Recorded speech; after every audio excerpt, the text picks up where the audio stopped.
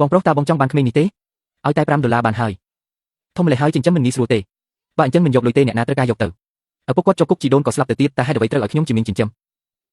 ក្មួយឲ្យផ្ទះយើងទូក្រមែនតែមានបាយក្តៅហូបបើមិនអញ្ចឹងទៅជាមួយពូទៅ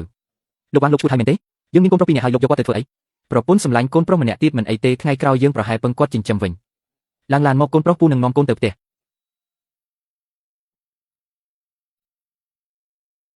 តាឲ្យដំណឹងល្អហើយលុយសំណងរស់រើផ្ទះយើងបានមកដល់ហើយសរុប$1.800,000បានមកវិញគឺល្អហើយទៅយើងយកលុយ$1.800,000នេះចូលក្រុងលោកយកលុយច្រើនម្លេះចូលក្រុងធ្វើអីចូលក្រុងដើម្បីសាកល្បងមើលកូនប្រុសទាំង3ដែលយើងចិញ្ចឹមមកតើនរណាល្អជាមួយយើងបំផុតរួចយើងនឹងឲ្យលុយនេះទៅអ្នកនោះកូនប្រុសច្បងបើកទ្វារឆាប់ឡើងម៉ាក់ប៉ាមិនមែននៅស្រុកចិញ្ចឹមជ្រូកទេមកទីនេះធ្វើអីខ្លួនប្រាំសុទ្ធតែក្លិនជ្រូកអ្នកចិត្តខាងឃើញគេមើលងាយយើងអស់ហើយកូនផ្ទះនៅស្រុកកំណើតបាក់អស់ហើយម៉ែអ្នកក៏ឈឺទៀតខ្ញុំនិងម៉ែអ្នកគ្មានកន្លែងជ្រកកោនទេប៉ាម៉ាក់ឪពុកម្ដាយក្មេងខ្ញុំក៏កំពុងស្នាក់នៅផ្ទះយើងដែរផ្ទះខ្ញុំគ្មានកន្លែងសម្រាប់អ្នកទាំងពីរទេយករបស់របរចាស់នេះទៅផ្ទះកូនទី2ទៅប៉ាម៉ាក់ត្រឡប់ទៅស្រុកកំណើតវិញទៅហើយយករបស់របរទាំងនេះទៅឲ្យអស់ប៉ាម៉ាក់តាអ្នកទាំងពីរមានលុយច្រើនម្ល៉េះប៉ាម៉ាក់លុយច្រើនបែបនេះគឺសម្រាប់ពួកយើងមែនទេកុំប៉ះពាល់លុយសំណងដីធ្លី$1.800,000នេះគឺខ្ញុំនិងម៉ែអ្នកមកដើម្បីសាកល្បងចិត្តកញ្ញោរបស់ពួកអ្នកមិននឹកស្មានថាពេលខ្ញុំប្រាប់ថាម៉ែអ្នកឈឺហើយខ្ចីលុយ$3,000អ្នកទាំងពីរមិនត្រឹមតែមិនឲ្យខ្ចីថែមទាំងដេញពួកយើងចេញទៀតពួកយើងជាឪពុកម្ដាយបង្កើតរបស់អ្នកណាមិននឹកស្មានថាអ្នកធ្វើដាក់ពួកយើងបែបនេះប៉ាម៉ាក់កុំខឹងអីកុំប្រកាន់ពួកយើងអីតោះចូលក្នុងផ្ទះទៅត្រូវហើយចូលផ្ទះទៅខ្ញុំនឹងធ្វើម្ហូបជើងជ្រូកដែលអ្នកទាំងពីរចូលចិត្តបំផុតពួកអ្នកវាពិតជាតិឆានមែនឃើញលុយភ្លឺភ្នែកចង់ឲ្យខ្ញុំចូលផ្ទះដើម្បីចែកលុយឲ្យមែនទេទៅស្លាប់ទៅយាយឲ្យយើងទៅផ្ទះកូនទី2វិញបើកូនទី2ចាំដល់ពេលយើងសាកល្បងរួចយើងនឹងប្រគល់លុយសំណង$1.800,000នេះឲ្យទៅផ្ទះកូនទី2ភ្លាមប៉ាម៉ាក់ចាំបន្តិចកូនមានហេតុផលដែលប៉ាម៉ាក់ត្រូវតែចែកលុយសំណង$1.800,000នេះឲ្យកូនបើប៉ាមិនចែកលុយសំណង$1.800,000នេះឲ្យពួកយើងទេកូននឹងប្តឹងប៉ូលីសនេះហើយហេតុផលដែលឯងនិយាយមិញវគ្គទី1ឯងមិនទាន់ឆ្លងផុតផងតើប៉ាអាចចែកលុយសំណងច្រើនបែបនេះឲ្យឯងបានម៉េចប៉ាវគ្គទី1ទី2អីហ្នឹងមានន័យថាម៉េចក្នុងចំណោមបងប្អូនទាំង3នាក់បើអ្នកណាឆ្លងកាត់ការសាកល្បងទាំង3វគ្គរបស់ប៉ាបានលុយសំណង$1.800,000នេះនឹងបានទៅអ្នកនោះ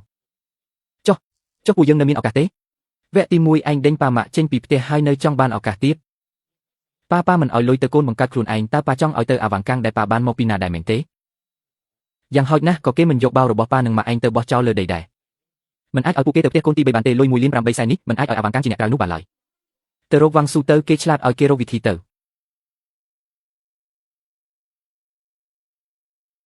បងប្រុសមានរឿងអីមែនទេបងប្រុសប៉ាម៉ាក់យកលុយ$1.800,000មកទីក្រុងហើយបងខាត់គាត់មិនជាប់គាត់កំពុងទៅរកឯងហើយ$1.800,000មែនទេប្រាកដអត់បងឃើញផ្ទាល់ភ្នែកលុយហូរចេញពីបាវប៉ាថាអ្នកណាឆ្លងកាត់3វគ្គបានគាត់នឹងឲ្យលុយអ្នកនោះ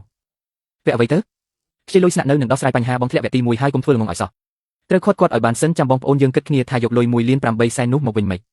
$1.800,000បងមិនយកលុយច្រើនបែបនេះមកលេងសើចទេវ៉ាងស៊ូស្ដាប់បងណាប៉ាឯងមិនមែនមកខ្ចីលុយទេគាត់មកដាក់នុយទេ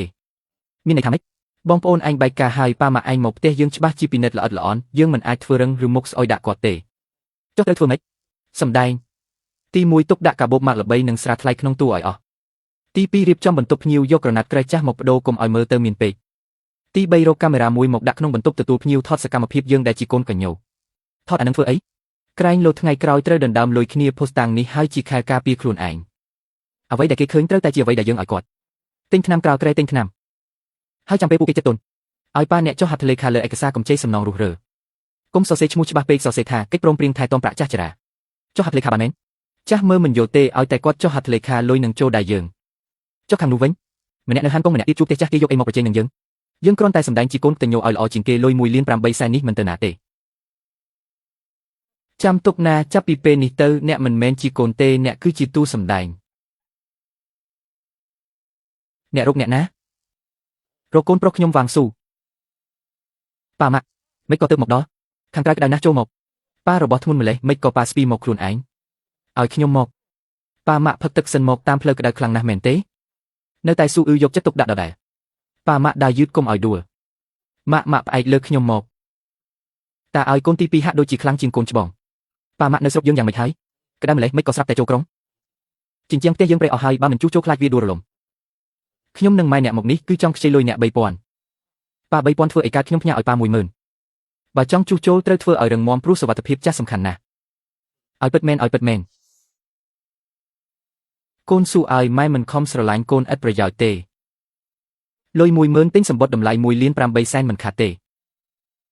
ជំហានបន្ទាប់ធ្វើម៉េចធ្វើឲ្យពួកគេរំភើបដល់ថ្នាក់ព្រមចុះហត្ថលេខាគួយអឹងអ្នកវិលមុខទៀតហើយមែនទេម៉ែយ៉ាងម៉េចទៅនឹងម៉ែអ្នកត្រូវកម្ដៅថ្ងៃប៉ុន្មានថ្ងៃនេះយប់ឡើងកុំរំខានគាត់កូនទី2យប់នេះពួកយើងសុំស្នាក់នៅផ្ទះកូនមួយយប់បានទេប៉ានិយាយអីចឹងផ្ទះខ្ញុំក៏ជាផ្ទះប៉ាដែរស្នាក់នៅបានតើប៉ាសប្បាយចិត្តស្នាក់នៅមួយជីវិតក៏បានដែរ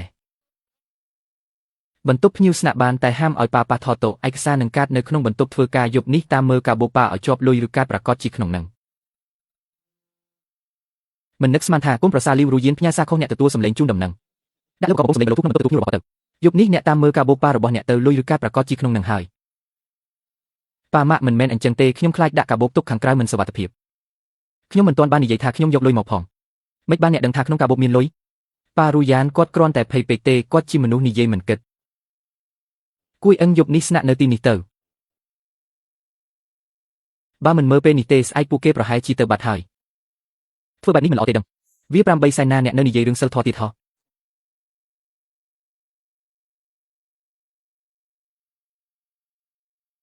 វគ្គទី2ពួកអ្នកក៏ចិត្តបែកការដែរប៉ាម៉ាក់យប់មិញខ្ញុំគិតពេញមួយយប់ពួកអ្នកចាស់ហើយកាន់លុយសំណងដីធ្លីមិនសុវត្ថិភាពទេខ្ញុំនឹងវាងស៊ុយជួយកាន់កាប់ឲ្យគឺសមបំផុតកាន់កាប់ម៉េចគឺកិច្ចសន្យាទុកដាក់ប្រាក់សោធននិវត្តន៍លុយនៅតែជារបស់អ្នកយើងគ្រាន់តែជួយសន្សំទុកឲ្យប៉ាខ្ញុំជាកូនបង្កើតរបស់ប៉ាណាតើខ្ញុំអាចធ្វើបាបប៉ាបានយ៉ាងម៉េចទៅនេះគ្រាន់តែជាលក្ខខណ្ឌទូទៅទេមិនសំខាន់ទេមិនសំខាន់ចុះហេតុអ្វីមិនអានវាចេញមកប៉ាកុំសង្ស័យច្រើនពេកអីយើងឲ្យប៉ាឆ្នាក់នៅទីនេះហើយក៏ផ្ទេរលុយឲ្យប៉ាដែរតើប៉ានៅមិនជឿពួកយើងទៀតឬផ្ទេរឲ្យ10000នឹងក៏ព្រោះតែពួកអ្នកដឹងថាមានលុយ1.8 លានទៅឲ្យមែនទេលោកចាស់នេះលុយ10000ដើម្បីទិញសម្បត្តិតម្លៃ1.8 លានមិនខាតទេធ្វើឲ្យពួកគេរំភើបដល់ថ្នាក់ចុះហត្ថលេខាប៉ាថតពួកយើងឬបើខ្ញុំមិនថតតើខ្ញុំដឹងបានយ៉ាងម៉េចថាពួកអ្នកនៅមានចិត្តនឹកដល់ឪពុកម្ដាយឬអត់វាងជៀនគូប៉ាគុំធ្វើជាគួរឲ្យអាណិតពេកអីប៉ាម៉ាក់មានលុយ1.8 លានមិនឲ្យកូនបង្កើតបែរជាទៅឲ្យអាវាងកាំងដែលរើបានមកវិញហេតុអ្វីអ្នកនិយាយបែបនេះខ្ញុំនិយាយខុសឬអាវាងកាំងមិនមែនកូនបង្កើតផងតើវាមានសិទ្ធិអ្វីមកចែកលុយត្រកូលវាងស៊ូប្រពន្ធកូននិយាយដាក់ប្អូនបែបនេះកូនមិនមកអ្វីសោះឬប៉ារូយៀនក៏ធ្វើដើម្បីគ្រួសារយើងដែរដើម្បីគ្រួសារនេះឬចុះក្នុងផ្ទះនេះមានកន្លែងសម្រាប់ប៉ាម៉ាក់ដែរឬទេប៉ាគុំនិយាយអីពិបាកស្ដាប់ម្លេះមានលុយមិនគិតពីកូនបង្កើតបែរជាការពីអ្នកក្រៅតើអ្នកណាដែលមិនចាត់ទុកផ្ទះនេះជាផ្ទះគុំសាឡបងគំនិតខ្ញុំទៀតអីពួកអ្នកបានប្រគល់កិច្ចការហើយថ្ងៃនេះបើមិនចុះហត្ថលេខាទេគុំសង្ឃឹមថាបានចេញពីនេះពួកអ្នកស៊ីនៅផ្ទះខ្ញុំគេងផ្ទះខ្ញុំយកលុយខ្ញុំ10000ហើយចង់ទៅវិញងាយអញ្ចឹងហ៎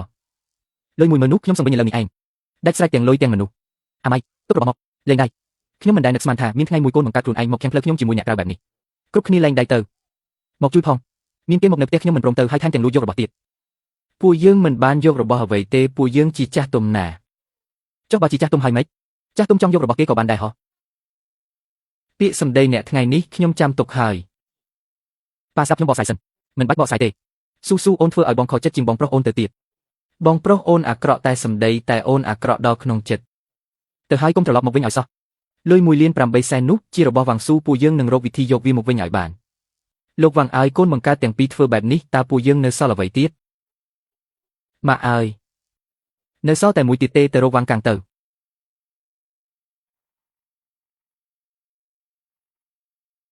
ម៉ាក់មានរឿងអីកាំងស៊ឺម៉ាក់និងប៉ាកូនកំពុងវង្វេងផ្លូវក្នុងក្រុងហើយប៉ាម៉ាក់ខ្ញុំមានរឿងហើយម៉ាក់មានរឿងអី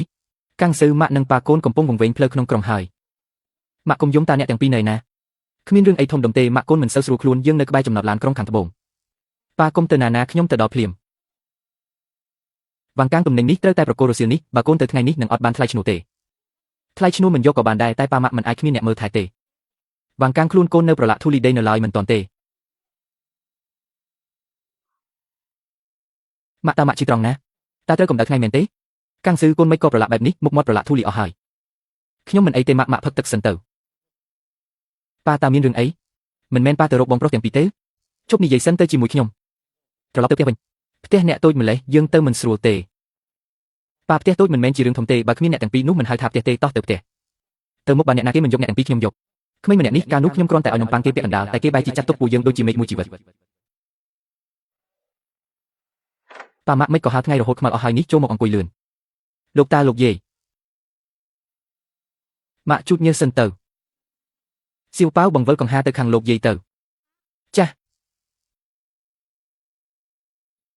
មិនក៏អ្នកមិនទាន់បដូរខោអាវទៀតប៉ាម៉ាក់នៅចំណតឡានក្រុងខ្ញុំខ្លាចទៅយឺតអ្នកក៏ផឹកបន្តិចទៅប៉ាផឹកទៅឲ្យត្រជាក់ខ្លួនកាំងជឿផ្ទះអ្នកតូចប៉ុណ្ណឹងបើពួកយើងមកតាអ្នកទាំងពីរដេកឯណាប៉ានឹងម៉ាក់ដេកក្នុងបន្ទប់ខ្ញុំនឹងស៊ុយណានដេកសាឡុងត្រូវហើយក្នុងបន្ទប់ត្រជាក់សៀវប៉ាវដេកជាមួយពួកយើងមួយយប់ទៅមិនអីទេមិននឹងបានទៅម៉ាក់អ្នកទាំងពីរមកគឺមកផ្ទះមិនមែនមកបង្កការលំបាកទេអ្នកទាំងពីរនៅត្រូវធ្វើការពេលថ្ងៃទៀត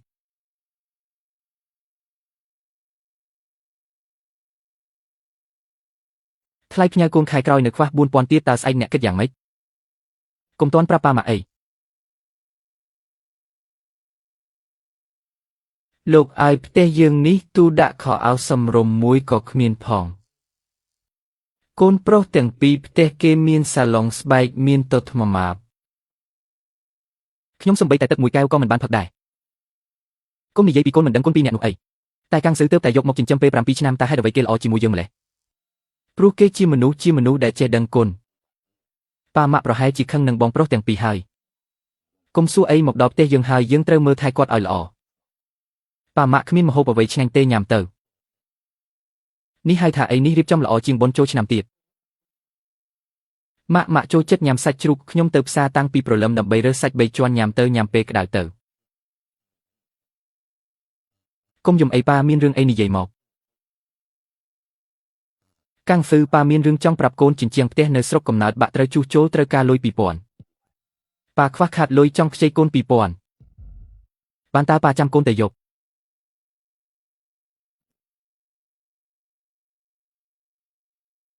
ប៉ានេះលុយ 5000 ប៉ាយកទៅជួសជុលជញ្ជាំងហើយជួសជុលដំបូលផងលុយនេះកូនបានមកពីណាកាំងស៊ឺនោះជាលុយរៀនរបស់សៀវប៉ាវណាកូនដឹងហើយខែក្រោយត្រូវបងហើយបើឲ្យលុយនេះទៅសៀវប៉ាវធ្វើម៉េចទៅប៉ាមិនដែលខ្ចីលុយអ្នកណាទេលើកនេះហ៊ានមាត់ខ្ចីកូនប្រកាសជាពិបាកខ្លាំងហើយតែនោះជាលុយរៀនរបស់សៀវប៉ាវណាយប់នេះកូនទៅលើកអីវ៉ាន់នៅកំពង់ផែមួយយប់បាន200ធ្វើមួយខែគឺរកបានវិញហើយថ្ងៃកូនធ្វើការសំណងយប់ទៅលើកអីវ៉ាន់ទៀតសុខភាពកូនទ្រាំបានទេកាលកូនអាយុ7ឆ្នាំម៉ាក់រត់ចោលយាយក៏ស្លាប់ត្រូវគេរុញចុះរុញឡើងគឺយកម៉ាក់មកចិញ្ចឹមបីបាច់ពេលនេះគាត់គ្មានការលំបាកខ្ញុំមិនអាចមិនខ្វល់បានទេបានតែខ្ញុំក៏រកអ្នកជួយការងារផ្ទះមកជួយគ្នាដែរប្រពន្ធសម្លាញ់អូនលំបាកហើយ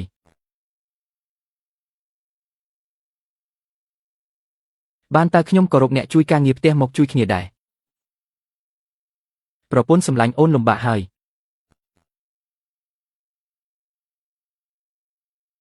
កាំងស៊ឺលថាប៉ាម៉ាក់មកនៅជាមួយឯងមែនទេបាត់មកហើយបងប្រុសឯងមិនខ្វល់ឯងនៅយកលុយថ្លៃរៀនកូនមកទៀតឯងពិតជាចិត្តល្អពេកហើយនោះជាប៉ាម៉ាក់ខ្ញុំស៊ីម៉ង3តោន300 យន់បានចាប់ផ្ដើមធ្វើទៅស៊ីណានឲ្យហេតុអ្វីកាំងស៊ឺប៉ុន្មានថ្ងៃនេះត្រឡប់មកយប់ម្លេះថ្ងៃមុនម៉ាក់ឲ្យគេចូលផ្ទះម៉ោង 2 យប់ការរដ្ឋានកំពុងប្រញាប់ការងារប្រញាប់ដល់ថ្នាក់យប់អាធ្រាត្រៃណោះថ្ងៃនេះការងារច្រើនម៉ាក់ជើងម៉ាក់ធូរខ្លះនៅ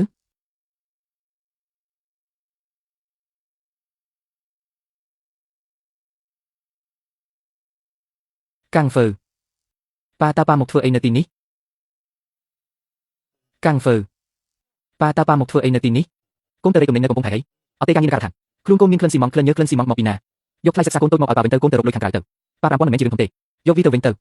ប៉ាជញ្ជាំងមិនជួសជុលវានឹងរលំឈប់ជួសជុលទៅកូនដោះស្រាយរឿងកូនតូចសិនទៅប៉ាជញ្ជាំងនោះចាំកូនត្រឡប់ទៅជួសជុលដោយខ្លួនឯងពេលចូលឆ្នាំមិនអស់លុយទេយាយតាអ្នកទាំងពីរណែណាកូនតូចល្អយាយជៀនសាច់បាល់ឲ្យកូនប៉ាថ្ងៃនេះកូនបើកលុយបានទៅទិញមាន់អាំងមួយទិញអានឹងធ្វើអីខាត់លុយប៉ាកាំងស៊ឺរត់ពេញ3ផ្លូវដើម្បីទិញជើងមាន់ដែលប៉ាចូលចិត្តឆ្ងាញ់ណាស់យប់ជ្រៅហើយកូននៅធ្វើអីទៀតយាយឲ្យប៉ាគិតឃើញហើយគិតឃើញរឿងអីលុយសំណង1.8 លានសែនឲ្យកាំងស៊ឺទាំងអស់យាយឲ្យប៉ាគិតឃើញហើយគិតឃើញរឿងអី លុយសំណង1លាន8សែននឹងឲ្យទៅកាំងទាំងអស់ឲ្យកាំងទាំងអស់ហឺមិនទុកឲ្យកូនច្បងកូនទី2ខ្លះទេ1សែនក៏មិនទុកឲ្យដែរគេសំបីតែ2000ក៏មិនព្រមឲ្យយើងខ្ចីចុះហេតុអ្វីត្រូវឲ្យគេតែយ៉ាងណាក៏គេជាកូនដែលខ្ញុំបង្កើតមកដែរណាកូនបង្កើតបែរជាដេញយើងដូចចោលឲ្យកូនចិញ្ចឹមបែរជាឲ្យលុយថ្លៃរៀនកូនយើងលីគួយអឹងអ្នកនៅមិនទាន់ដឹងទៀតឬថាអ្នកណាដែលល្អជាមួយយើងស្អែកខ្ញុំនឹងទៅការិយាល័យកិច្ចសន្យាផ្ទេរលុយទាំងអស់នេះទៅឈ្មោះវ៉ាងកាងលោកតាឲ្យធ្វើកិច្ចសន្យារួចហើយគឺមិនអាចដកពាក្យវិញបានទេណាខ្ញុំគិតរួចហើយមិនបាច់អ្នកមកខត់ទេខ្ញុំមិនមែនខត់ទេខ្ញុំគ្រាន់តែអាណិតកូនច្បងកូនទី2យ៉ាងណាក៏ជាកូនដែលខ្ញុំបង្កើតមកដែរមិនអាចទុកឲ្យគេខ្លះទេទុកឬប្រាប់ខ្ញុំមកថ្ងៃភ្លៀងធ្លាក់នោះអ្នកណាដេញយើងដូចចោលអ្នកណាឲ្យយើងដើរចិនដើរភ្លើងទៅរើថងសម្រាមអ្នកណាដែលចង្អុលមុខអ្នកជេរថាអ្នកលួចរបស់គេទៅ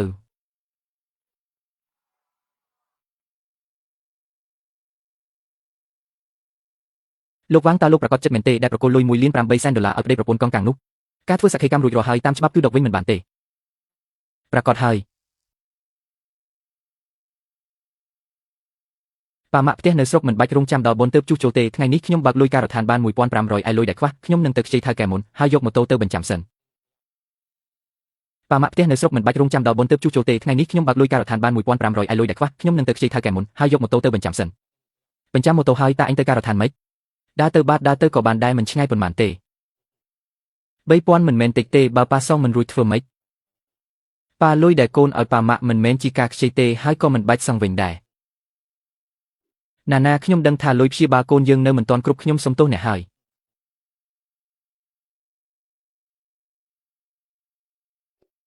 នេះមាន2000ដាំឡើយទុកសម្រាប់បង់ថ្លៃថែទាំកូនអត់បានទេពាក្យម៉ែធំជាងអ្វីទាំងអស់សូមពន្យាពេលបង់ថ្លៃសាលាឲ្យកូនបន្តិចទៅខ្ញុំនឹងទៅសុំគ្រូឲ្យមិនអាចឲ្យម៉ែមកខាត់ពេលទេមិនបានទេលុយនេះយើងយកមិនបានទេលោកឪពុកអ្នកម្ដាយគឺលោកទាំងពីរដែលចិញ្ចឹមគាត់មកបើគ្មានលោកទាំងពីរក៏គ្មានគ្រួសារនេះដែរលុយនេះមិនច្រើនទេតែយើងឲ្យដោយចិត្តស្មោះពួកអ្នកមិនខ្លាចខ្ញុំយកលុយហើយមិនត្រឡប់មកវិញទេអ្វីដែលខ្លាចមិនមែនរឿងលុយទេខ្ញុំខ្លាចលោកទាំងពីរមានបញ្ហាហើយមិនប្រាប់ខ្ញុំលោកទាំងពីរចិញ្ចឹមខ្ញុំធំខ្ញុំនឹងមើលថែលោកទាំងពីរដល់ចាស់រស់នៅកន្លែងទ្រុឌទ្រោមបែបនេះទាំងងខ្វក់ទាំងរញ៉េញ៉ៃមើលទៅថោកទាបណាស់ជីវភាពគ្រួសារគាត់មានតែប៉ុណ្ណឹងធ្វើមិនបានបន្តិចទៀតចូលទៅត្រូវចេះកែខ្លួនបន្តិចសម្ដីសម្ដៅឲ្យទន់ភ្លន់កុំធ្វើឲ្យលោកឪពុកខឹងឲ្យសោះខ្ញុំដឹងហើយប្អូនស្រីស៊ូណានយូរហើយមិនបានជួបគ្នានឹកប្អូនណាស់លោកឪពុកអ្នកម្ដាយក៏នៅទីនេះដែរល្អណាស់លើកមុនខ្ញុំខុសហើយខ្ញុំសុំទោសលោកទាំងពីរសូមកុំប្រកាន់អីលោកឪពុកលើកមុនខ្ញុំខុសហើយដែលដេញលោកទាំងពីរចេញកុំខឹងខ្ញុំអីត្រឡប់ទៅផ្ទះជាមួយខ្ញុំទៅលើកមុនខ្ញុំចាំថាអ្នកនិយាយថាមិនឲ្យពួកយើងទៅផ្ទះអ្នកទៀតទេ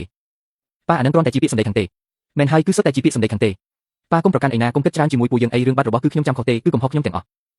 ចុះថ្ងៃនេះអ្នកទាំងពីរមកដើម្បីមកទទួលពួកយើងមែនទេមែនហើយប៉ាពួកយើងមកទទួលប៉ាជាមួយម៉ាក់ហេតុអ្វីអីទៀតប៉ាជាប៉ាក្មេកខ្ញុំមកទទួលប៉ាទៅនៅជាមួយគឺជារឿងធម្មតាទេជារឿងធម្មតាទេថ្ងៃនោះភ្លៀងខ្លាំងអ្នកដេញពួកយើងចេញពីផ្ទះដូចចោលក៏ជារឿងធម្មតាដែរឬប៉ារឿងកន្លងទៅគុំនិយាយដល់ទៀតអីខ្ញុំសួរមួយម៉ាត់ចុះថ្ងៃនេះអ្នកមកទទួលខ្ញុំឬមកយកលុយខ្ញុំប៉ានិយាយរឿងលុយកាអីពួកយើងស្ដាប់មិនយល់ទេគ្រប់គ្រាន់ហើយស្ដាប់ឲ្យច្បាស់ណាលុយនេះជារបស់ខ្ញុំចង់ឲ្យអ្នកណាក៏ជារឿងរបស់ខ្ញុំដែរថ្ងៃនេះអ្នកមកដណ្ដើមលុយខ្ញុំមិនឲ្យអ្នកមួយសេនទេប៉ាខ្ញុំជាកូនបង្កើតរបស់ប៉ាណាពេលដែលអ្នកនឹងប្រពន្ធអ្នកធ្វើពុតជាកតញ្ញូហើយខ្ញុំចាប់បាននោះខ្ញុំអស់សង្ឃឹមនឹងអ្នកយូរហើយលុយសំណង1លាន8សែននេះពួកឯងកុំសង្ឃឹមថាបាន1សេនឲ្យសោះប៉ាកុំស្ដាយក្រោយឲ្យសោះយើងកំពុងតែរត់ការតាមផ្លូវច្បាប់ហើយរងចាំមើលទៅលុយ1លាន8សែនឲ្យគេប៉ាពិតជាវង្វេងមែនរឿងដែលប៉ាធ្វើមិនយូរទេនឹងល្បីពេញបណ្ដាញសង្គមប៉ាដាច់ចិត្តមិនឲ្យតើខ្ញុំអាចធ្វើមិនបានបើអញគ្មានវិធីចុះលុយបង់ផ្ទះបង់ឡាន2សែនដែលយកទៅជូនគេនោះយកអីសងហ្វាងកាំងឯងមិនមែនចង់សម្ដែងជាកូនកតញ្ញូទេហេអីចឹងខ្ញុំនឹងឲ្យគេដឹងថាគាត់ជាមនុស្សបែបណាលីវយូអញកុំធ្វើរឿងឈួតឲ្យសោះអាឡូបងស្រីចាងខ្ញុំមានរឿងធំមួយចង់ឲ្យបងជួយចុះផ្សាយត្រូវហើយជារឿងពាក់ព័ន្ធនឹងទ្រព្យសម្បត្តិគ្រួសាររឿងចំនួនក្នុងគ្រួសារបងជួយតាមដានផងអញធ្វើបែបនេះមិនសមទេកុំនិយាយទៀតអីបើអញមានទំនួលខុសត្រូវទៅដោះស្រាយរឿងនេះឲ្យច្បាស់បើគ្មានទេកុំមកពាក់ព័ន្ធ ធ្វើពុតជាម៉ោងខ្ញុំនឹងឲ្យអ្នកលេងបណ្ដាញសង្គមទាំងអស់ឃើញមុខមាត់ពិតរបស់យ៉ាងស៊ីដាក់ចំណងជើងបែបនេះទៅកាន់តែខ្លាំងកាន់តែល្អបង្ហោះវាទៅខ្ញុំចង់ដឹងណាស់ថាវ៉ាងកាងឯងនឹងធ្វើខ្លួនបែបណា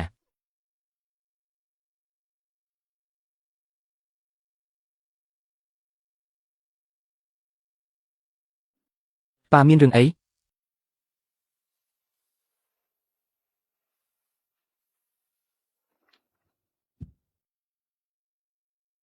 កាងប៉ាបានកុហកកូនប៉ាបានយកលុយ1.8 លានសែនប៉ានេះវាជារឿងអីទៅខ្ញុំអង្គុយចុះហើយរៀបរាប់រឿងរ៉ាវពីវ៉ាងជឺដល់វ៉ាងស៊ូឲ្យគាត់ស្ដាប់វ៉ាងកាងកាន់តែស្ដាប់មុខកាន់តែស្លេកពេលលើថាវ៉ាងជឺបោះបោខ្ញុំចោលគាត់ក៏ក្តាប់ដៃណែនបងប្រុសទាំងពីរមិនក៏ធ្វើបែបនេះដាក់អ្នកទាំងពីរប៉ានិយាយរឿងទាំងនេះមិនមែនចង់ឲ្យអ្នកទៅបង្កចំនួនទេប៉ាគ្រាន់តែចង់ប្រាប់អ្នកថាទស្សនៈរបស់ប៉ាគឺបែបនេះអ្នកជ្រុលពេកហើយលុយ1.8 លានសែននេះឲ្យអ្នកនឹងស៊ូណានចុះប៉ាមិនបានទេប៉ានេះជាលុយចិញ្ចឹមជីវិតរបស់ប៉ានិងម៉ាក់យើងយកមិនបានទេពួកអ្នកយកលុយសៀវប៉ាវមកឲ្យយើងបានចុះហេតុអ្វីយើងយកលុយចិញ្ចឹមជីវិតមកជួយពួកអ្នកមិនបានវាខុសគ្នាប៉ាយើងឲ្យប៉ាម៉ាក់គឺជារឿងធម្មតាតែប៉ាឲ្យលុយច្រើនបែបនេះខ្ញុំមិនស្រួលចិត្តទេកាលអ្នកនៅតូចគេយកអ្នកទៅចោលនៅមាត់ភូមិគឺប៉ាទេដែលនាំអ្នកមកផ្ទះតែប៉ុន្មានឆ្នាំមកនេះគឺអ្នកទេដែលជួយទ្រទ្រង់ផ្ទះនេះឲ្យរឹងមាំប៉ាខ្ញុំគឺជាកូនដែលប៉ាបានរើសមកចិញ្ចឹមអ្នកណាថាអ្នកជាកូនរើសមកចិញ្ចឹមអ្នកតែងតែនៅឆ្ងាយព្រោះខ្លាចខ្លួនមិនស័ក្តិសមតែក្នុងចិត្តប៉ាលុយនេះមិនមែនឲ្យអ្នកដើម្បីតបស្នងសងគុណឬទិញទឹកចិត្តអ្នកទេគឺប៉ាម៉ាក់ចង់ផ្ញើជីវិតចុងក្រោយឲ្យមនុស្សដែលទុកចិត្តបំផុតប៉ាម៉ាក់ខ្ញុំមិនយកលុយនេះទេខ្ញុំគ្រាន់តែចង់ឲ្យអ្នកទាំងអស់គ្នាកុំរែកពន្ធរឿងម្នាក់ឯងទៀតកូនល្ងងឲ្យក្រោកឡើងទៅ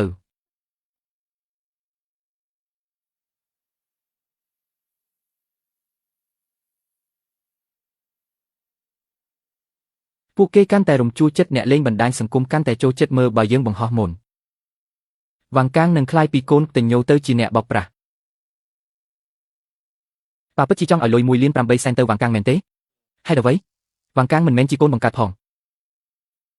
បង្កើតឬមិនបង្កើតមិនសំខាន់ទេសំខាន់គឺអ្នកណាធ្វើឲ្យគេជឿថាខ្លួនឯងរងទុក្ខមុនមានន័យថាម៉េចតើក៏កាងពេលនេះមើលទៅដូចកូនតញោជាងគេមែនទេតើគេញីនឹងធ្វើឲ្យគេអាណិតមែនទេអញ្ចឹងយើងបដូររបៀបនិយាយវិញថាគេចេះមើលថែចាស់ទុំតាំងពីដើមមកធំឡើងគេតែងមើលថែផ្ទះសម្បែងតែមានរឿងរកាំរកូសខ្លះជាមួយគ្រួសាររឿងលុយកាក់ក្នុងផ្ទះនេះវាហួសពីការស្មានពេកហើយអ្នកកំពុងស្ទាក់ស្ទើរហើយប្រាក់ពាក់ព័ន្ធនឹងរឿងនេះមិនបាច់គិតទៀតទេណាយើងកាត់យកវីដេអូខ្លះមកទាំងតួអង្គទាំងឈុតឆាកពាក់ព័ន្ធពេលយើងត្រូវគេដាក់ឲ្យនៅបណ្ដោះអាសន្នចំណងជើងសរសេរថាអ្នកពាក់ព័ន្ធក្នុងរឿងនេះត្រូវគេដាក់ឲ្យនៅបណ្ដោះអាសន្នត្រូវហើយត្រូវបន្ថែមរឿងរ៉ាវពីអតីតកាលរបស់គាត់ទៀតកំណត់ត្រាពាក់ព័ន្ធត្រូវតែប្រយ័ត្នសម្លេងថតនឹងអាចបញ្ជាក់អ្វីបានលើបណ្ដាញសង្គមគ្មានអ្នកណាខ្វល់ពីការពិតទេគេមើលតែអ្នកណាស្រក់ទឹកភ្នែកមុន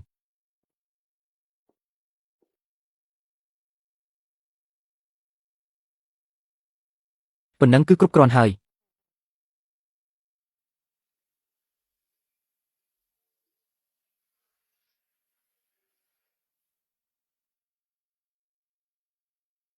រឿងចែកទ្រព្យសម្បត្តិក្នុងគ្រួសារកំពុងតែផ្ទុះការជែកវែកញែកពេញបណ្ដាញសង្គមយ៉ាងស៊ឺនេះសម្ដែងពូកែណាស់ធម្មតាធ្វើពុតជាកូនកញ្ញូដល់ចុងក្រោយយកលុយទៅអស់ទោះកូនបង្កើតមិនល្អក៏មិនដល់ថ្នាក់ឲ្យអ្នកក្រៅយកលុយដែរមនុស្សបែបនេះគួរឲ្យខ្លាចណាស់មកនិយាយយកកញ្ញូតែក្នុងចិត្តគិតតែរឿងលុយមើលចុះអ្នកលេងបណ្ដាញសង្គមជាពូកែជាងយើងទៅទៀតបើនៅតែញញៃបែបនេះលោកប៉ានឹងកាន់តែស្អប់ពួកយើងដល់ពេលនេះហើយនៅខ្លាចគាត់ស្អប់ទៀតឬលុយ1.8 លានសែនចិត្តបាត់អស់ហើយនៅចង់ធ្វើកូនកញ្ញូទៀតគេសេចិត្ត100000ហើយ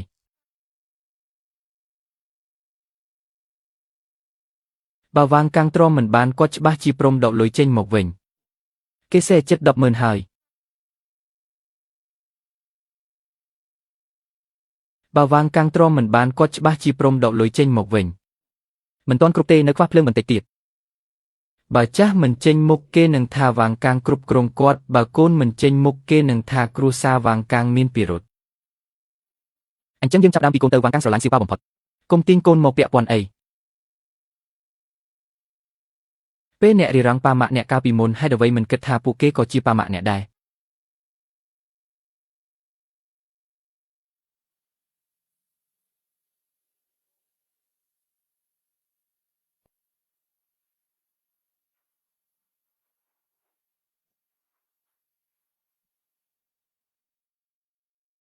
លោកចិនកុំធ្វើអីទៀតអីមិនវិញនេះមិនមែនជាការពិតទេតែគេកំពុងតែជេរលោកហើយរឿងនេះធំហើយខាងម្ចាស់ការដ្ឋានគេឃើញអស់ហើយលោកឈប់សម្រាកសិនទៅពូម៉ាជឿខ្ញុំចុះខ្ញុំមិនបានបោកលុយទេខ្ញុំជឿលោកក៏គ្មានប្រយោជន៍ដែរគេមិនជឿទេមិនបានត្រឡប់មកវិញមិត្តរួមថ្នាក់ថាឪពុកគាត់ជាមនុស្សអាក្រក់ដែលបោកប្រាស់មនុស្សចាស់អ្នកណាធ្វើតើអ្នកណាជាអ្នកធ្វើខ្ញុំមើលហើយវីដេអូនោះគឺលីវរូយ៉ានជាអ្នកធ្វើប្រពន្ធវ៉ាងស៊ូមិនក៏ហ៊ានធ្វើរឿងអាក្រក់បែបនេះគេជឿខ្ញុំមិនខ្លាចទេតែសៀវប៉ាវទៅតែប៉ុន្មានឆ្នាំគាត់មិនដឹងអីទេយើងមិនបានធ្វើខុសអីទេយើងតែងតែមើលថែប៉ាម៉ាក់ដោយស្មោះកាំងស៊ឺឯងជឿខ្ញុំទេខ្ញុំជឿប៉ានឹងសងអញវិញសូមផ្ដល់យុត្តិធម៌ឲ្យគ្រួសារយើងផងអ្នកមើល50ម៉ឺនអ្នកហើយខំមិនសុទ្ធតែជេរវ៉ាងកាំងស្ដាប់ទៅពិតជាហួសចិត្តលីវរូយ៉ានអ្នកធ្វើហួសហេតុពេកហើយបើគេរកឃើញថាជាយើងបញ្ចេញនឹងមានបញ្ហាធំរកមិនឃើញទេខ្ញុំប្រើលេខក្រៅតំបន់តើអ្នកណាអាចរកឃើញយើងអ្នកគ្រាន់តែរងចាំទៅមតិសាធារណៈផ្ទុះឡើងយូរហើយឪពុកអ្នកប្រកាសជាភ័យស្លន់ស្លោដល់ពេលនោះគាត់នឹងយកលុយមកសង្វិញដោយខ្លួនឯងអាឡូសួស្ដីតើនេះជាកម្មវិធីសម្របសម្រួលរបស់ទូរទស្សន៍មែនទេបានខ្ញុំនឹងចូលរួមលីវរូយ៉ានតើកម្មវិធីសម្របសម្រួលទូរទស្សន៍រកយើងមែនទេគេថាអាចជួយទាមទារសិទ្ធិស្របច្បាប់ឲ្យយើងល្អណាស់បើនៅចំពោះមុខអ្នកគ្រប់គ្នារឿងនេះប្រកាសជាដោះស្រាយបានល្អប្រញាប់ហៅអ្នកជំនាញមកដើម្បីនិយាយរឿងនេះឲ្យច្បាស់នៅនឹងកន្លែងឲ្យអ្នកគ្រប់គ្នាបានដឹងសុទ្ធតែជាកំហុសយើងបើមិនមែនព្រោះលុយ1.8 លាននេះកាំងស៊ឺក៏មិនត្រូវគេជេរដែរជេរចុះមិនមែនកំហុសអ្នកទេចុះឥឡូវធ្វើម៉េចសាលារៀនសៀវប៉ាវដឹងរឿងអស់ហើយទៅរកវ៉ាងស៊ូនិងលីវរូយ៉ានទៅ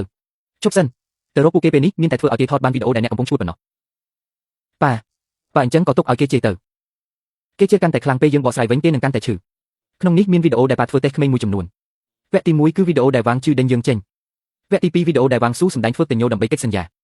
វគ្គទី3វីដេអូដែលវ៉ាងកាំងមិនដឹងរឿងលុយនិងលុយកូនដែលជួយយើងប៉ាទុកវាទាំងអស់មែនទេប៉ាមិនមែនមិនស្រឡាញ់កូនទេតែប៉ាខ្លាចគ្មានអ្នកជឿការពិតប៉ាត្រៀមខ្លួនរួចរាល់អស់ហើយស្អែកទៅការិយាល័យកិច្ចសន្យាប៉ាខ្ញុំប្រាប់ហើយថាខ្ញុំមិនយកលុយទេលុយនេះមិនមែនឲ្យអ្នកចាយទេគឺដើម្បីឲ្យអ្នកមានភាពស្អាតស្អំខ្ញុំនឹងយកលុយ1.8 លានទៅធ្វើកិច្ចសន្យាទុកចិត្តសម្រាប់ចាស់ចរាលុយនេះទុកឲ្យប៉ាម៉ាក់ប្រើឲ្យតែអ្នកនឹងស៊ូណានជាអ្នកគ្រប់គ្រងអ្នកណាចង់ប៉ះពាល់ត្រូវតែឆ្លងកាត់ការិយាល័យកិច្ចសន្យានិងការយល់ព្រមពីយើងអ្នកចង់បញ្ជាក់ថាខ្ញុំមិនបានបោកលុយមែនទេបញ្ជាក់ថាអ្នកមិនមែនជាអ្នកដណ្ដើមលុយតែជាអ្នកដែលប៉ាជ្រើសរើសឲ្យមើលថែផ្ទះកាំងស៊ឺលើកនេះស្ដាប់ប៉ាទៅម៉ាក់ក៏ចង់ឲ្យអ្នកក្រុងទាំងមូលដឹងថាយើងមិនបានមើលខុសលើអ្នកទេ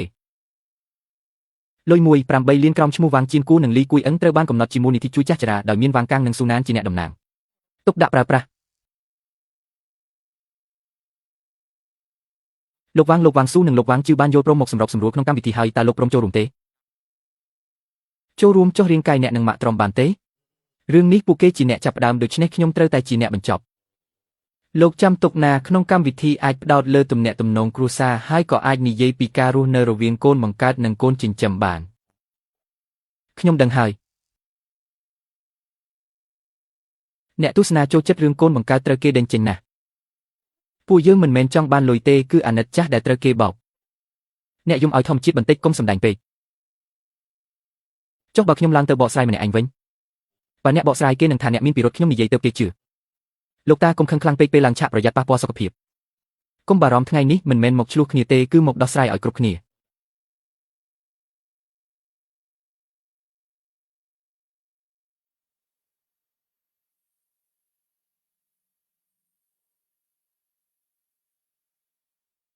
លោកម្ចាស់ឲ្យពួកយើងមិនមែនចង់បានលុយទេគ្រាន់តែអាណិតប៉ាម៉ាក់ចាស់ហើយត្រូវគ្រួសារវ៉ាងកាំងបោកប្រាស់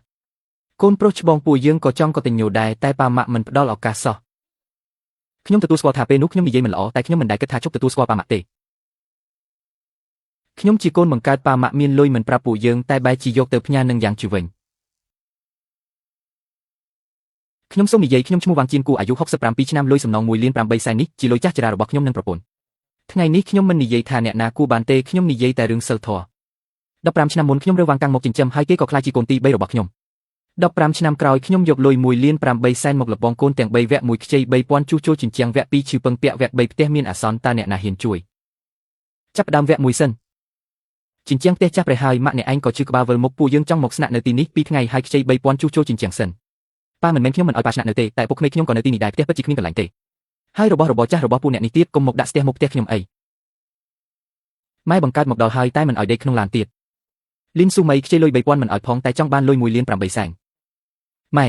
ដូចច្រើនម្លេះចុះមិនប្រាប់ឲ្យលឿនមកចូលផ្ទះមកខ្ញុំកាត់ឥឡឹកឲ្យញ៉ាំបដូរមុខលឿនម្លេះមិនមែនស្គាល់ថ្ងៃទេគឺស្គាល់លុយលោកវ៉ាងជឿនឹងអ្នកនាងលីនស៊ូម៉ៃវីដេអូនេះជារឿងពិតមែនទេខ្ញុំ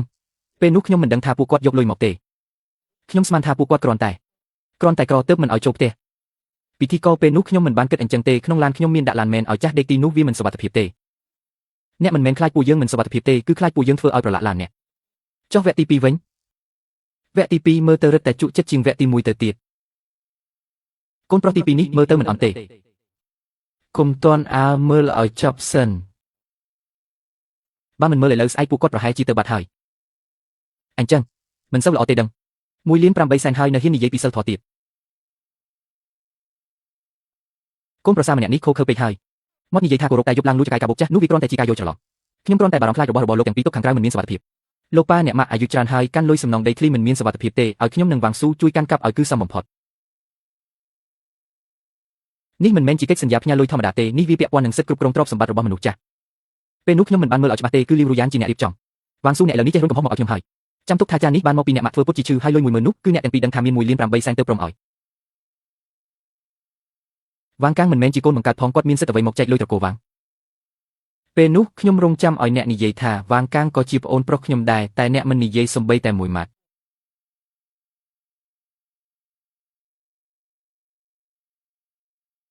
អ្នកទាំងពីរជាកូនបង្កើតរបស់ខ្ញុំតែម្នាក់ស្អប់ខ្ពើមពួកយើងខ្វក់ម្នាក់ទៀតចង់បានតែលុយពួកយើងកាំងមិនមែនទេកូនបង្កើតខ្ញុំសោះតែបែរជាដកលុយថ្លៃសាលាកូនមកឲ្យយើងទៅវិញលោកវ៉ាងកាំងតើពិតមែនទេដែលគេថាលោកបោកលុយចាស់អស់1.8 លានខ្ញុំមិនបានបោកទេពេលដឹងរឿងលុយខ្ញុំបដិសេធភ្លាមតែប៉ាឲ្យធ្វើកិច្ចសន្យាទុកសម្រាប់ចាស់ចរាទើបខ្ញុំព្រមចុះលុយនឹងមិនមែនចូលដៃលោកទេដាក់ចូលកុងទី3ទៅភូមិធ្វើផ្លូវខ្ញុំសន្យាជួយចេញថ្លៃសម្ភារៈឲ្យក្រុមជាងគេកំពុងដេញដោយយក20000ប៉ាខ្ញុំអត់មានលុយ20000ទេតែខ្ញុំនឹងរកវិធីថ្ងៃនេះបើកលុយការដ្ឋានបានខ្លះប៉ាម៉ាក់វ៉ាងកាំងគឺជាកូនដែលអ្នកទាំងពីរចិញ្ចឹមមកបើគ្មានអ្នកទាំងពីរក៏គ្មានគ្រួសារនេះដែរលុយនេះមិនច្រើនទេទុកទៅប៉ាមិនខ្លាចខ្ញុំយកលុយហើយមិនឲ្យវិញទេខ្ញុំមិនខ្លាចបាត់លុយទេតែខ្លាចអ្នកទាំងពីរមានបញ្ហាហើយមិនប្រាប់ខ្ញុំនេះហើយជាកុងទី3វ៉ាងកាំងមិនដឹងទេថាខ្ញុំមាន1.8 លានយកម៉ូតូអគ្គិសនីទៅបញ្ចាំទាំងលុយថ្លៃសាលាកូនក៏ដកមកដែរពួកអ្នកដឹងថាខ្ញុំមាន1.8 លានទើបព្រមហៅខ្ញុំថាប៉ាវ៉ាងកាំងគេមិនដឹងថាខ្ញុំមាន1.8 លានទេតែគេក៏ព្រមដែរអ្នកយកទ្រព្យសម្បត្តិក្នុងផ្ទះមកឲ្យខ្ញុំមកប៉ាកូនខុសហើយថ្ងៃនេះខ្ញុំក៏បានយកលិខិតបញ្ជាក់មកដែរប្រាក់សំណងរុះរើ1.8 លានទុកសម្រាប់ចាស់ទាំងពីរឲ្យវ៉ាងកាំងនិងស៊ូណានជាអ្នកថែរក្សាហាមផ្ទេរឬឲ្យអ្នកណាដោយគ្មានការអនុញ្ញាត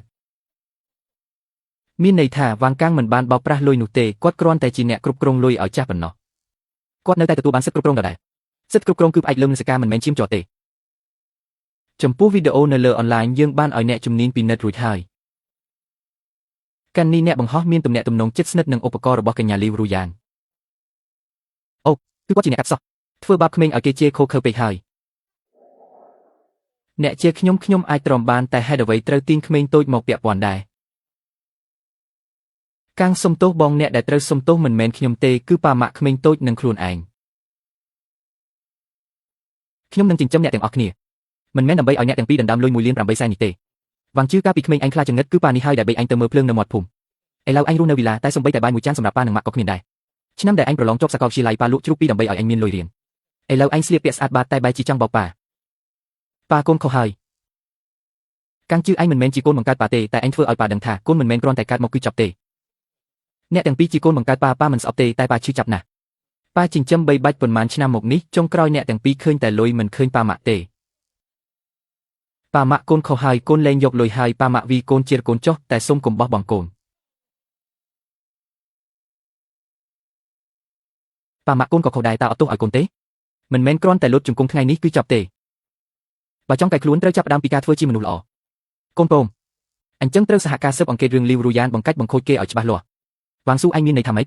ឯងចង់ក្បត់បងមែនទេមិនមែនក្បត់ទេគឺដើម្បីផ្ដល់យុត្តិធម៌ឲ្យកាំងជឺឯងវាគ្មានប្រយោជន៍សោះចង់ត្រឡប់ទៅផ្ទះ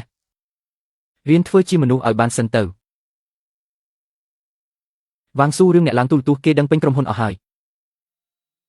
លោកប្រធានខ្ញុំអាចបកស្រាយបាន មិនបាច់បកស្រាយទេរឿងអ្នកចំណាយលុយសូប៉ានដើម្បីឡើងតំណែងគេប្តឹងហើយក្រុមត្រួតពិនិត្យកំពុងស៊ើបអង្កេតអ្នកប្រុសរៀបចំអីវ៉ាន់ទៅរួចទៅធ្វើលិខិតលាលែងពីការងារ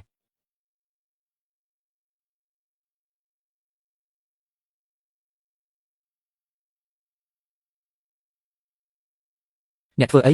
រៀបអីវ៉ាន់ទៅណាទៅផ្ទះម៉ាក់ខ្ញុំមិននៅទីនេះទៀតទេលីវរូយ៉ានកុំធ្វើបែបនេះអីពេលនេះខ្ញុំកំពុងលំបាកអ្នកមិនអាចទៅបានទេលំបាកអ្នកមិនមែនត្រឹមតែលំបាកទេអ្នកវាគ្មានប្រយោជន៍គ្មានការងារគ្មានលុយសន្សំគេជាអ្នកពេញបណ្ដាញសង្គមតើខ្ញុំតាមអ្នកដើម្បីអ្វី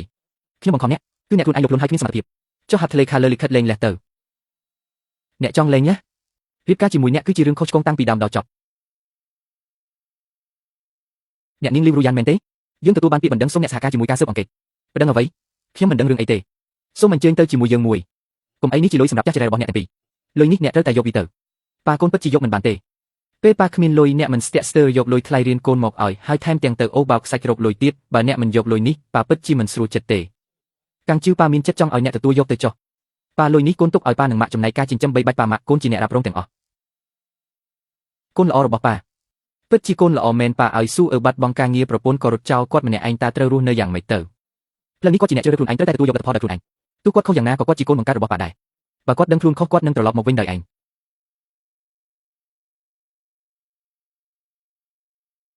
អ្នកធ្លាប់ធ្វើការធ្ងន់ទេមិនដែរទេទីនេះមិនមែនជាការិយាល័យទេព្រះអាទិត្យមិនរើសមុខអ្នកទេទោះអ្នកស្លៀកពាក់ស្អាតយ៉ាងណាក៏ដោយខ្ញុំអាចរៀនបានការងារអ្វីក៏ខ្ញុំធ្វើដែរអូបំពង់ដៃនឹងស៊ីម៉ងមួយថ្ងៃ200បើធ្វើមិនកើតកុំមកយំបានខ្ញុំធ្វើ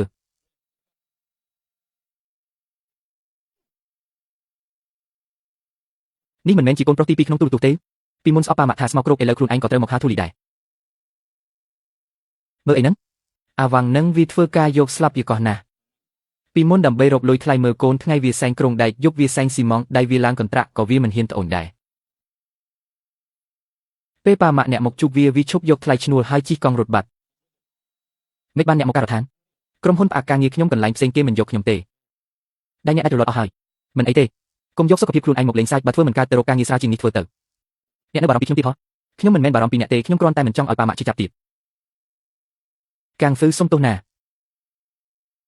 ផឹកទឹកសិនទៅរឿងសុំទោសទុកទៅនិយាយជាមួយប៉ាម៉ាក់ចុះសរុបទាំងអស់132ទុកសាច់និងស៊ុបឲ្យខ្ញុំទឹកហ្វូសៀងយកតែមួយប្រអប់បានហើយ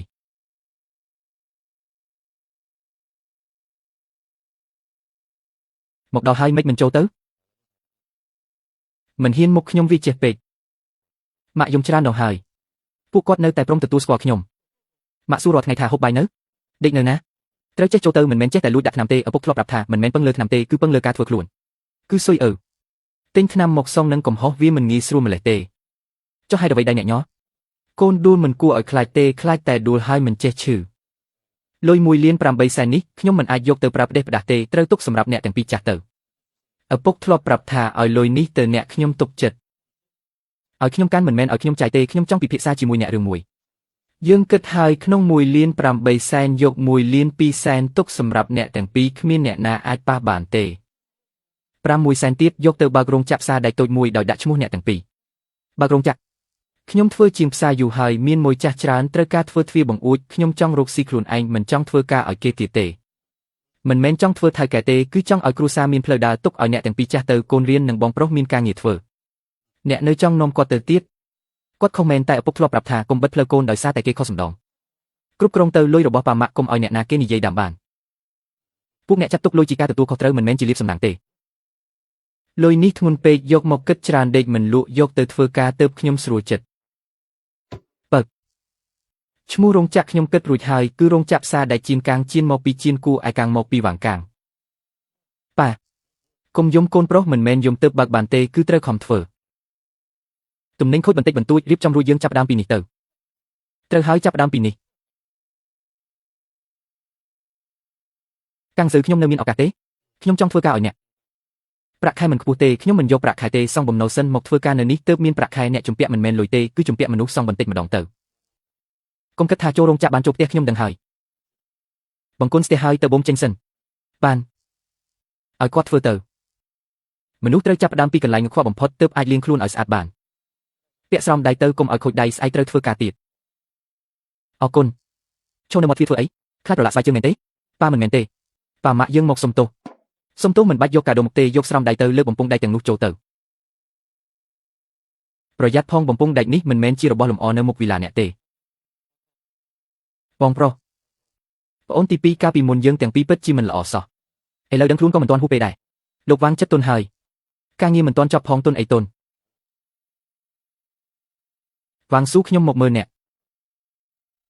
មកធ្វើអីខ្ញុំដឹងថាខ្ញុំខុសហើយខ្ញុំបងពីនៃរួចហើយសហការជាមួយការស៊ើបអង្កេតហើយខ្ញុំក៏បានសុំទោសជាសាធារណៈដែរម៉ាក់សុំទោសខ្ញុំមិនគួរនិយាយបង្កាច់បង្ខូចឬធ្វើបាបកូនតូចទេកាំងស៊ឺស្ជូណានសុំទោសអ្នកគួរតែសុំទោសសៀវប៉ាល់ថ្ងៃនោះគាត់ត្រឡប់ទៅផ្ទះទាំងមិនហ៊ានស្ពីកាបូបផងខ្ញុំនឹងទៅសុំទោសនៅសាលាឈូយើងអាចចាប់ផ្ដើមថ្មីបានទេរូយ៉ានខ្ញុំក៏ខុសដែរកាលពីមុនអ្នកនិយាយអីខ្ញុំតែងតែនៅស្ងៀមអ្នកខុសត្រង់មាត់ខ្ញុំខុសត្រង់ភាពស្ងៀមស្ងាត់អញ្ចឹងយើងកែខ្លួនទាំងអស់គ្នាបានទេអ្នកអាចកែបានតែមិនមែនដើម្បីខ្ញុំទេត្រឡប់មកក្បែរខ្ញុំវិញគឺដើម្បីឲ្យអ្នកកុំឲ្យធ្វើបាបអ្នកដទៃទៀតពេលនេះខ្ញុំគ្មានឡានគ្មានផ្ទះគ្មានមុខមាត់ក៏គ្មានសិទ្ធិនិយាយរឿងចាប់ផ្ដើមថ្មីដែរខ្ញុំត្រូវសងបំណុលដែលជំពាក់ប៉ាម៉ាក់យ៉ាងជឺស៊ូណាននិងសៀវប៉ាល់សិនអញ្ចឹងអ្នកមិនយកខ្ញុំទៀតហើយមែនទេខ្ញុំមិនមែនមិនយកអ្នកទេតែខ្ញុំទើបដឹងថាមនុស្សម្នាក់មិនអាចប្រកល់មុនសកាឲ្យអ្នកដទៃគ្រប់គ្រងបានទេរឿងសៀវប៉ាល់ខ្ញុំនឹងទៅសុំទោសមិនមែនឲ្យអ្នកមើលទេតែវាជារឿងដែលខ្ញុំត្រូវធ្វើកុំកត់ត្រាខុសណាបងនឹកផ្ទះណា